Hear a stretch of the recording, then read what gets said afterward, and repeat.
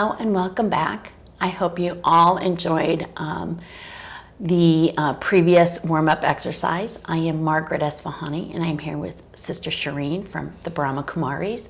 Welcome, Shireen. Hi, Margaret. Thank you so much. That warm-up exercise was fantastic and I look forward to all of these next exercises. So the next thing we're going to talk about is the soul and our senses. And in particular, we're going to concentrate on our eyes in this particular exercise. So Shireen, if you could please elaborate for us. I want you to visualize something. I want you to visualize a horse-drawn carriage. Okay. A 5 horse-drawn carriage. Okay. On a cobbled street. It's going along, and one of the horses decides to do its own thing. Okay. What happens? Maybe chaos? Yes. A little confusion and chaos, pulls everybody. Yeah. Chaos. And so what I've noticed is with our senses also there is a lot of chaos. And so I want you to think of the senses as the 5 horses. Okay. And the carriage as the body. Okay. And you as the driver. The driver of the horse-drawn carriage. And so these 5 horses are your 5 senses. And what has happened is over time we have used and misused our senses so much that we are not able to stay, focused. Right. We were talking about focus. So we're not able to stay focused, we're not able to stay happy because we're trying to derive all our pleasure from the senses. Yes. And especially eyes are one of the most useful or the most important or the priority over other senses. The eyes and the ears. Ancient people have said that the eyes and the ears have priority over the other senses, and you can see why the eyes and the ears would have priority over the other senses. And why do you say that?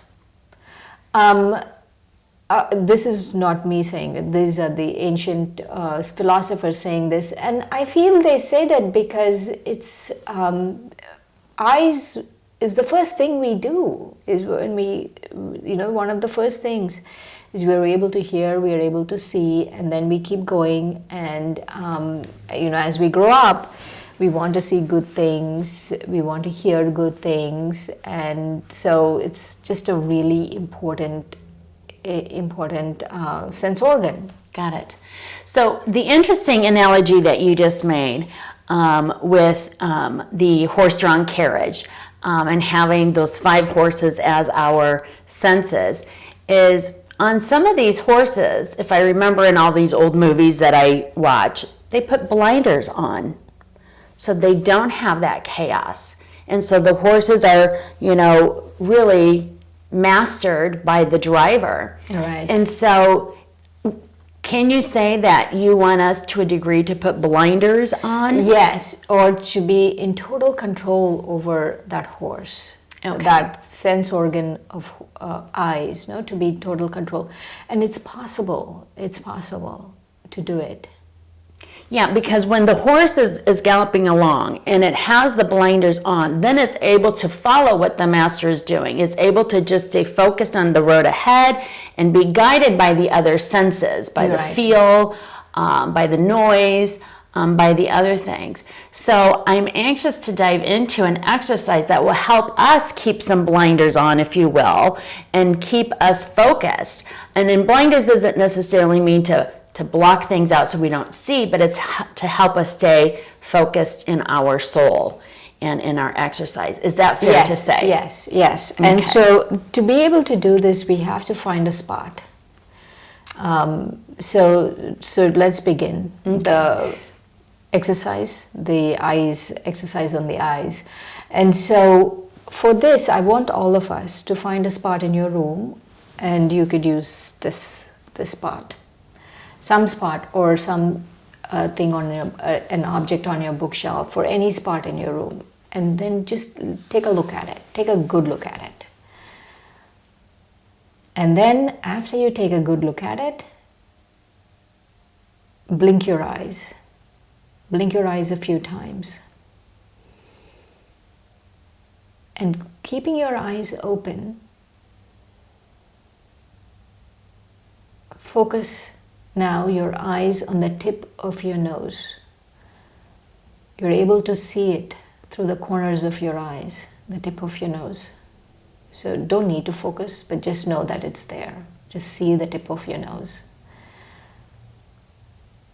And now, very gently but firmly, pull your consciousness inside and see inside.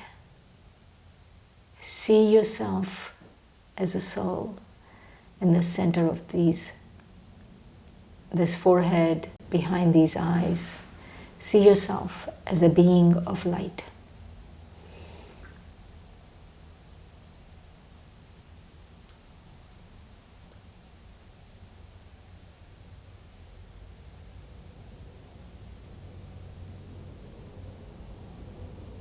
And now,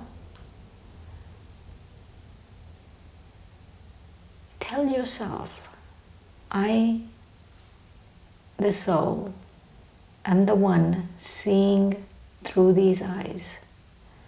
Just remind yourself of that. I'm the one seeing through these eyes. These are the windows to myself, the soul. And now from inside, look outside at that object, knowing that the soul is seeing through the eyes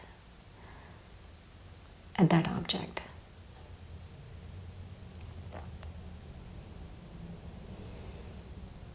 And let's do it once more. So now you're looking at the object. Pull your consciousness closer and look at the tip of your nose. Then go within, behind these eyes, in the center of the forehead. See yourself as a soul, as a being of light.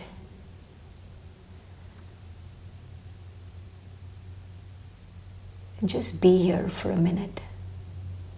Talk to yourself. I'm a soul, I'm light, and these eyes are under my control. I choose to see what I want to see.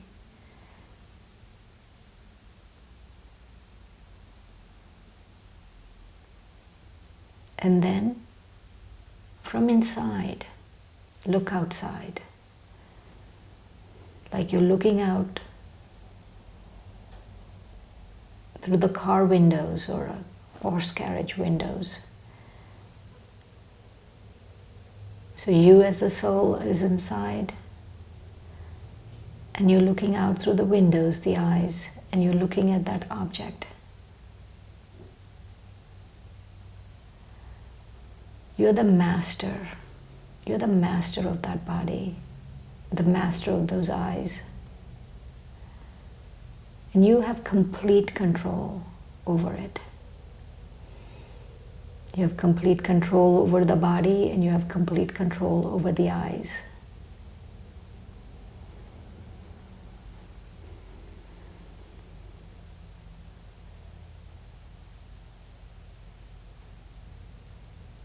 And with that thought,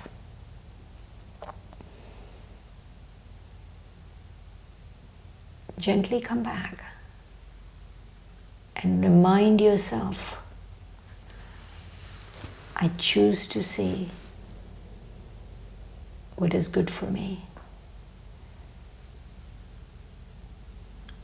I have control. I am the master of this body, of these eyes.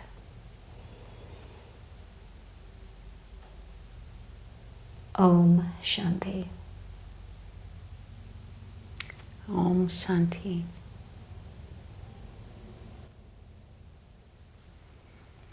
What a beautiful experience, Shireen. Thank you very much for guiding us. Thank you, Margaret, for being such a sport about this. Oh my goodness, I think I could do this every day for the rest of my life. So I will be more than happy to continue to be a prop, if you will, for you. Shireen, one of the things that I want to share with you, if it's okay, in my just immediate experience. In our previous session when we did the warm-up, I had mentioned that my mind wandered and that I had to bring myself back.